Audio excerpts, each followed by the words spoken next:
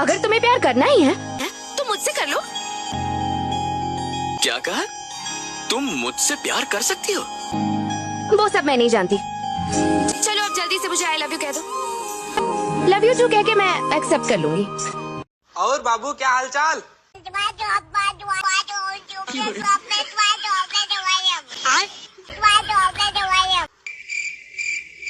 अरे क्या बोला, कुछ समझ में आया? पत्नी कूलर की तरह होती है जिसमें ठंडक कम आवाज ज्यादा रहती है और उसका रिमोट भी नहीं होता। और पति बेचारे एसी की तरह होते हैं, बाहर चाहे कितना भी शोर कर लें पर घर के अंदर एकदम शांत और ठंडा रहते हैं। और तो और चलते भी रिमोट से हैं। आदमी उतना भी खूबसूरत नहीं रहा है जितना वो डीपी में दिखते हैं, और उतना भी बदसूरत नहीं रहा है जितना वो आधार कार्ड में दिखते हैं।